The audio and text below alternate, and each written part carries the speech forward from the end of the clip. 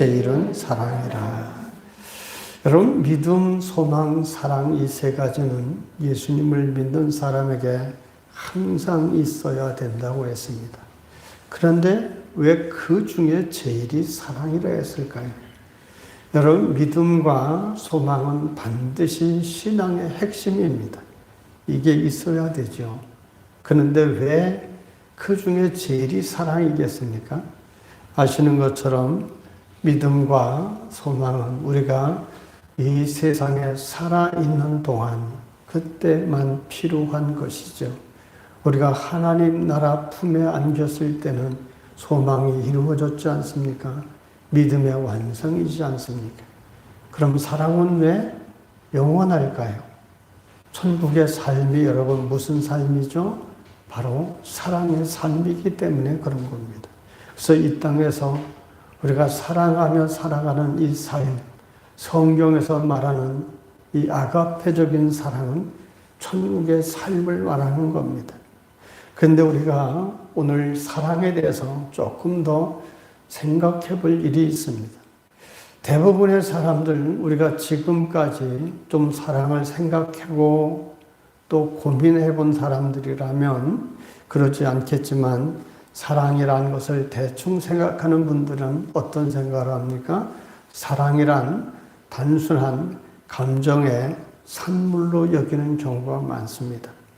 감정의 산물로 사랑을 알기 때문에 기분에 따라서 좌지우지 되지 않습니까?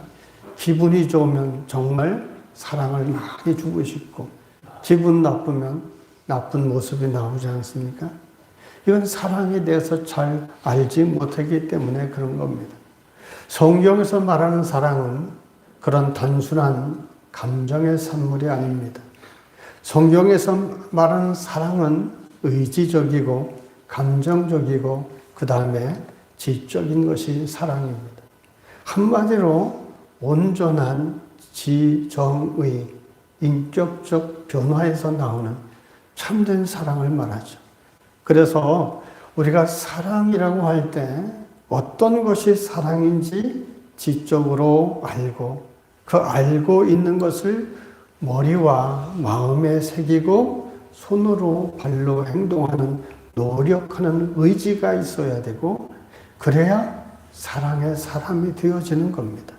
그래서 여러분 고린도전서 13장에서 더 큰 은사를 내가 너희에게 알리리라 12장 마지막 절에 말하면서 사랑에 대해서 쭉 말씀하면서 무슨 얘기를 합니까? 사랑의 은사란 소극적으로 뭐 하지 말아야 되는 것이다. 이렇게 말을 하고 또 사랑이란 적극적으로 뭐 해야 된다라고 가르치시지 않습니까? 성경에서 말하는 사랑이 단순한 이런 감정적 산물에 불과하다면 사랑은 뭐뭐 하지 않는 것, 사랑은 뭐뭐 해야 되는 것 이렇게 가르칠 이유가 전혀 없는 겁니다. 그래서 우리는 성경에서 말하는 사랑이 무엇인지 가슴에 새기고 성령님이 내 마음에 내 의지에 작용해서 사랑의 실천자가 되도록 기도하는 것 그래야 사랑의 사람이 될 수 있는 겁니다. 사랑이란 그래서 여러분 우리 기독교 진리의 최고의 아주 가장 핵심이 바로 사랑이 거기서 있는 겁니다. 3주 전까지 소극적인 사랑을 나누었고 그 다음에 또 적극적인 사랑에 대해서 말씀을 나눴죠. 적극적인 사랑의 첫 번째가 뭐라고 했습니까? 사랑은 오래 참는 것이다. 그리고 온유한 것이다. 라고 말했습니다. 그러면 오늘 이어서 적극적인 사랑의 세 번째가 무엇일까요? 사랑은 진리와 함께 기뻐하고 그랬습니다. 사랑이 진리와 함께 기뻐한다라는 말씀은 진리를 보고 그 말씀이 참 진리구나 이렇게 기뻐만 하는 것이 아니라 진리 자체도 기뻐하지만 그 진리를 행함으로 인해서 오는 기쁨 때문에 기뻐한다는 얘기입니다. 여러분 예를 들어서 주님이 이렇게 말씀했습니다. 너희 오른손이 하는 일을 왼손이 모르게 하라. 이 말씀을 여러분 실천해 보신 분들이 있을 겁니다. 오른손이 하는 일을 왼손이 모르게 돕는 일, 아무도 모르고 하나님만이 알도록 돕는 일, 이런 일을 해보십시오. 누군가가 매우 어려운 처지에 놓여 있는 그에게 오직 하나님만 아시고 아무도 모르게 그분을 도와보십시오. 그러면 그 도운 사람만이요, 그 마음에 놀라운 보람과 기쁨이 넘칩니다. 사랑이란 이처럼 진리인 말씀을 사랑하지만 그 진리를 사랑하기 때문에 실천하게 되고 실천함을 통해서 오는 보람과 기쁨이 이 가슴 뿌듯한 것을 말하는 겁니다. 그래서 사랑은 진리와 함께 기뻐한다는 겁니다. 이번 봄 노회를 행성 제1교회에서 했죠. 지금은 그 교회가 많이 성장했지만 처음 개척할 때는 굉장히 어려웠던 교회입니다. 그 당례실에 제가 들어갔는데 우연히 저하고 좀 친한 관계인데 그 노회장이 이제 같이 이제 당례실을 들어가게 됐어요. 근데 노회장이 그런 얘기를 합니다. 사진이 쭉 역대 목사님들의 사진이 당실에 쭉 걸려 있는 걸 보면서 초대 교회 처음 교회를 개척할 때 세웠던 목사님 얘기를 해요.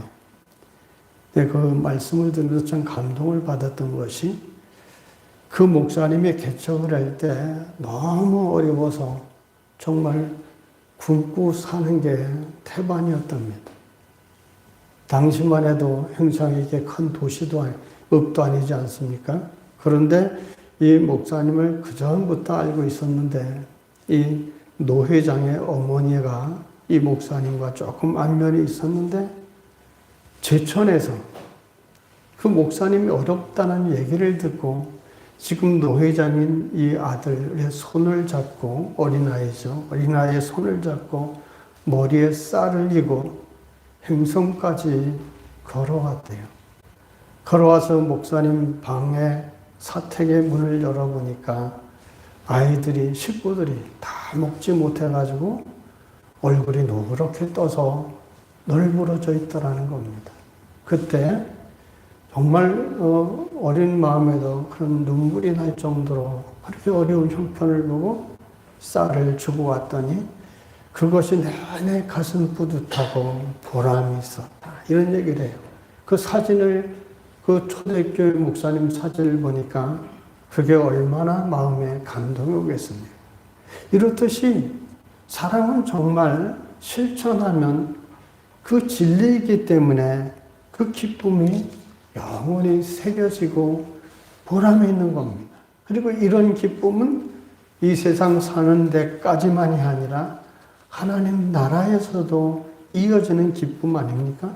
그래서 사랑은 진리와 함께 기뻐한다는 것은 진리이기 때문에 기쁜 것이 아니라 진리를 실천하면서 오는 것.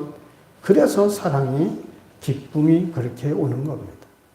만약 우리가 여러분, 내가 정말 하나님을 사랑하는 사람이라면 하나님을 사랑에 대해 마음을 다하고 뜻을 다하고 목숨을 다하고 힘을 다해서 하나님을 사랑하라. 이것이 진리인 걸 우리가 알지 않습니까? 그럼 여러분이 그렇게 하나님을 사랑해 보십시오. 그러면 그 안에 담긴 기쁨이 우리에게 넘치고 내 이웃을 내 몸같이 사랑하라. 진리 아닙니까? 이 진리를 듣기만 하는 것보다 그렇게 사랑해 보십시오. 그런 기쁨이 우리에게 넘치게 되는 겁니다. 그래서 사랑은 진리와 함께 기뻐한다는 겁니다. 네 번째 사랑은, 적극적인 사랑은 무엇을 말씀하죠?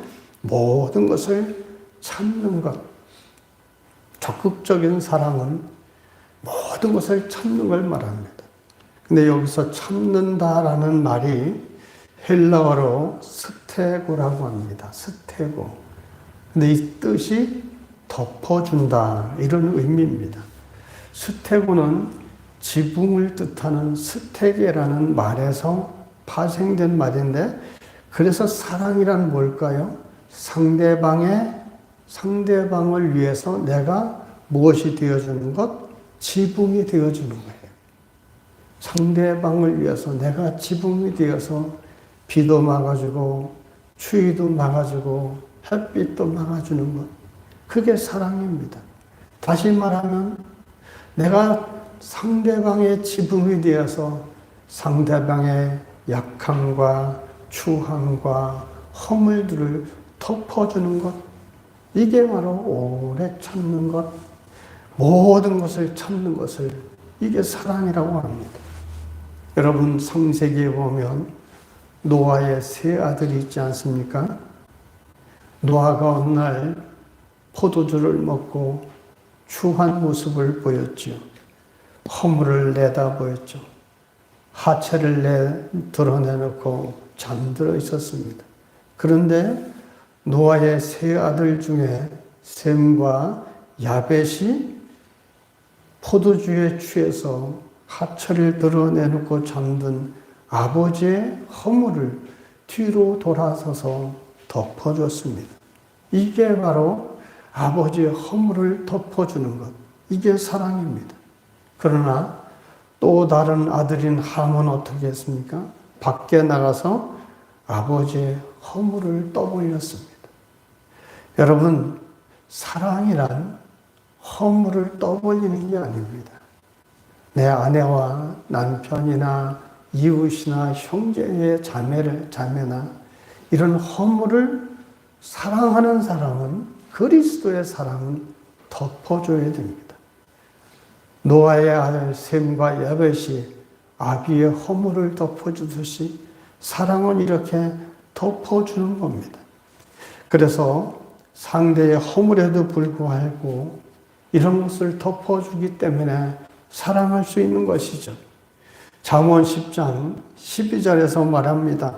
미움은 다툼을 일으켜도 사랑은 모든 허물을 가리느니라.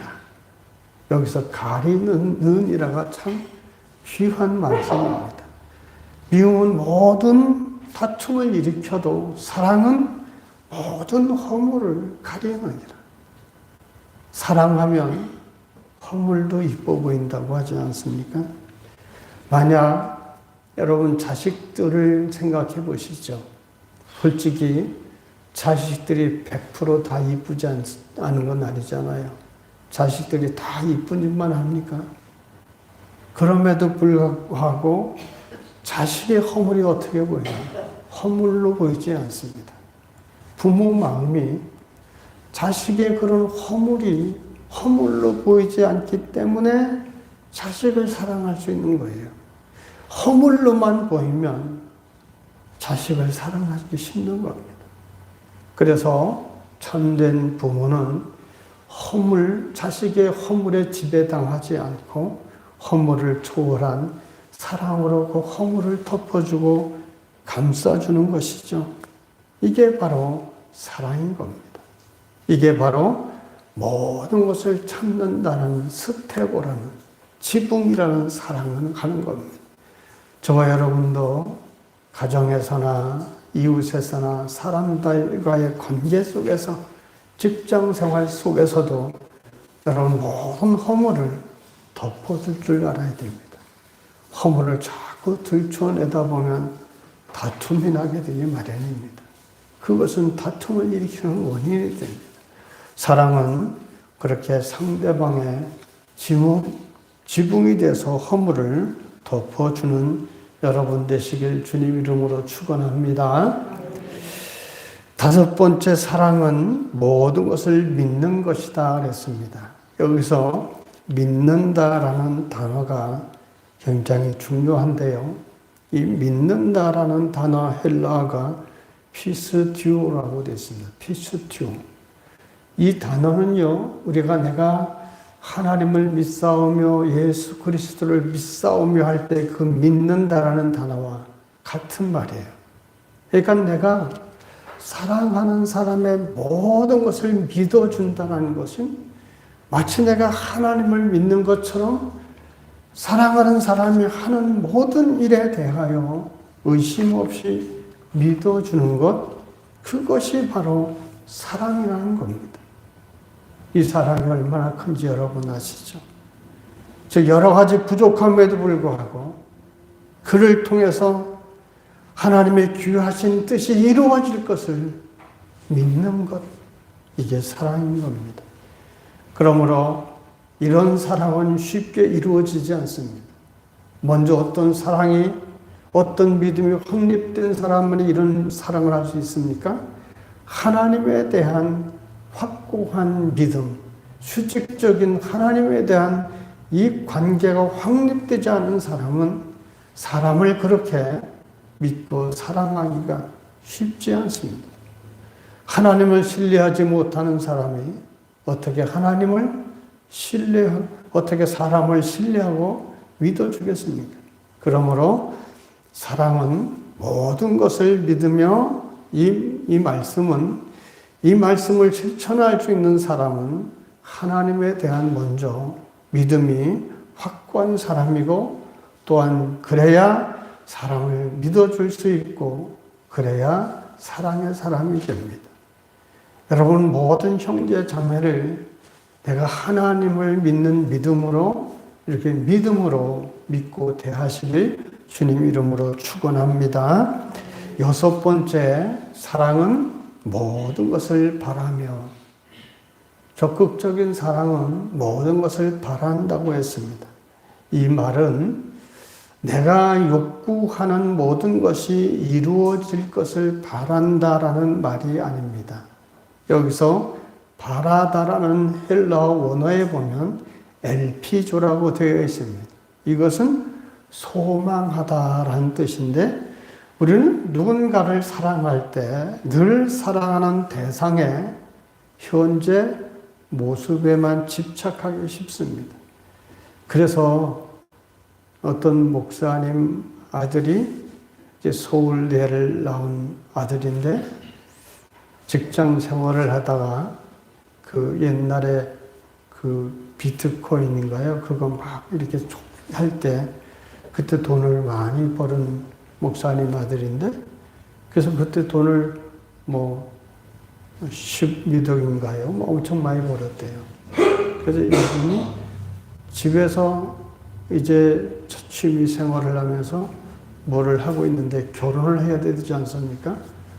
근데 선을 보는 사람마다 직장이 무엇이냐, 집은 있느냐. 현재 직장 생활하는 게 직장이 없잖아요. 이런 거만 계속 보더라는 겁니다. 그러니까 이 목사님 아들이 나 결혼 안 한다고 그런 말이 있는 거죠. 사람들이 우리가 결혼하는 것은 물론 재물도 필요하고 직장도 필요합니다. 근데 우선은 사람이 중요합니다. 이 사람이 정말 장래가 있는 사람이고 능력이 있는 사람이고 똑똑하며 뭐든 할 수 있는 사람이라면 그래야 우선 되지 않습니까? 근데 요즘 사람들은 사람 보기 이전에 외모를 보고 그 다음에 뭘 봅니까? 집이 있나 돈이 있나 뭐 이런 걸 따집니다. 그래서 사랑이라는 것은요 모든 것을 바란다라는 이 엘피조는 현재의 모습만 보는 게 아닙니다. 장래를 바라보는 겁니다. 장래의 이 사람의 미래를 바라보고 모든 것을 바랄 줄 아는 게 그 사랑의 사람입니다. 예를 들어 우리 아이들의 장래를 현재의 모습만 보고 장래를 보지 못하는 부모라면 어떻습니까? 아이에 대하여 나쁜 영향을 끼칩니다. 그러나 여러분, 우리 인생은 누구 손에 달렸다고 합니까? 하나님의 손에 달려 있습니다.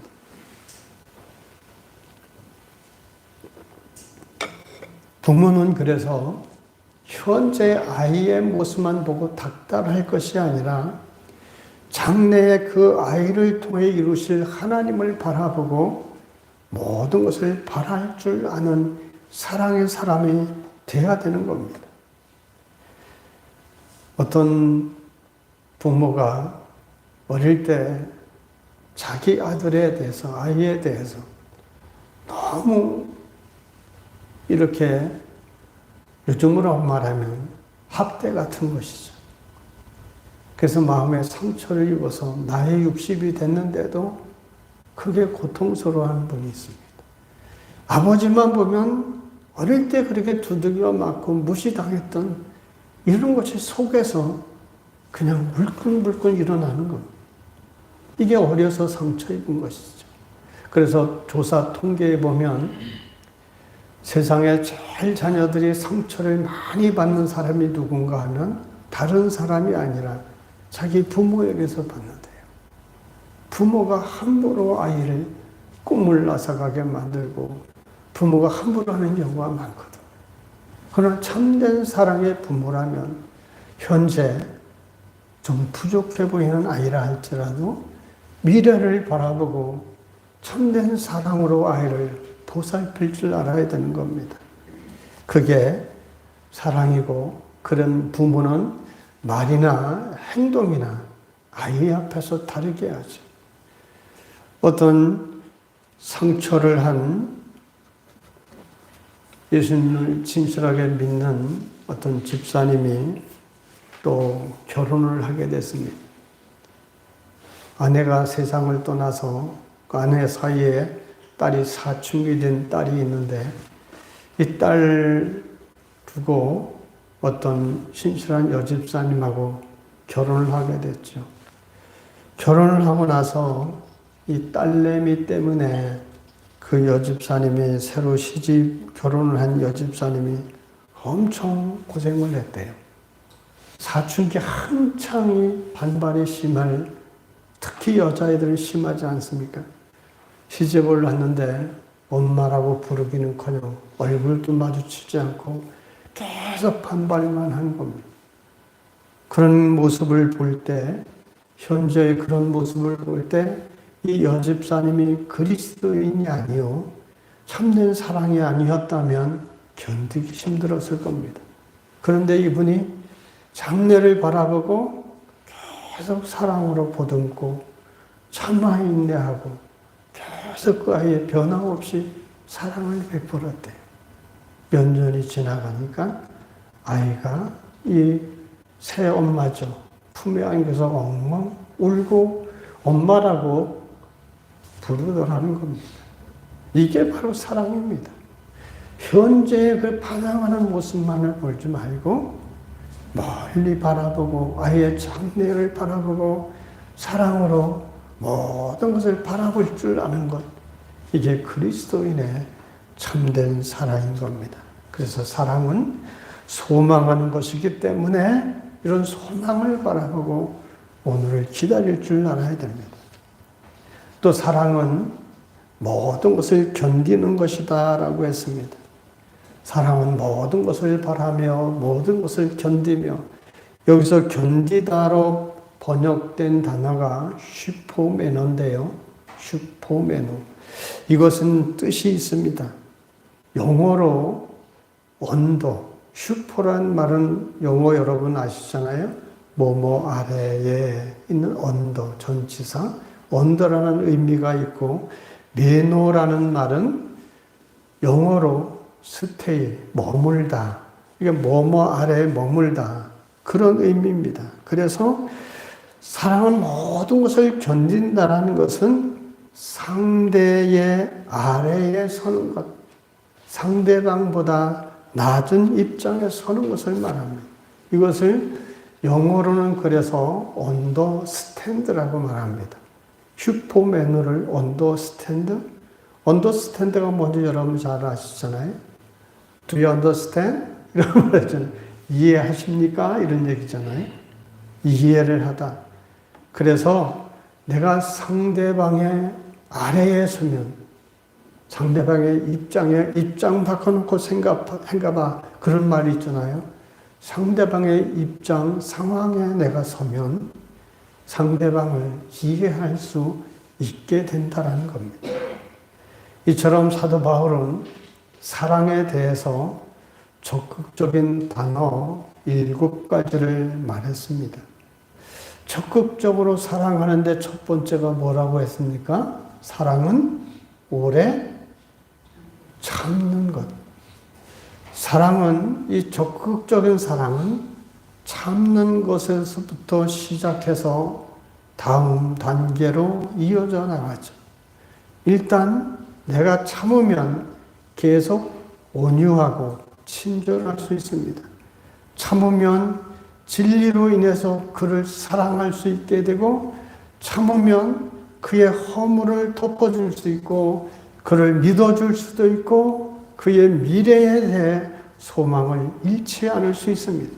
참으면 그의 입장에 내가 서줄 수도 있는 겁니다. 그래서 소극적인 사랑은 시기하지 않는 것에서 시작하지만, 적극적인 사랑은 참는 것에서부터 시작하는 겁니다. 그 오래 참는다라는 말은 마크로듀메오라고 하는데, 마크로는 길다라는 뜻이고 듀는 희생하다라는 뜻입니다. 내가 나를 희생 제물로 바치지 않고는 오래 참을 수가 없지 않습니까? 내가 나를 희생 제물로 바치면서까지 그렇게 오래 참을 수 있어야 되는 겁니다.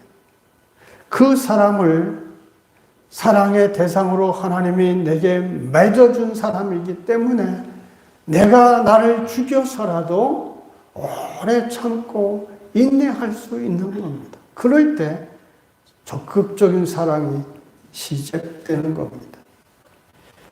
그러므로 우리가 그리스도인의 사람으로서 하나님의 사랑 안에서 하나님의 사랑과의 관계 속에서 그리스도인의 사랑이 실현되려면 이런 적극적인 사랑과 소극적인 사랑을 우리가 삶 가운데 맺어가야 되는데, 그러면 결론적으로 그리스도의 사랑은 어떻게 해야 될까?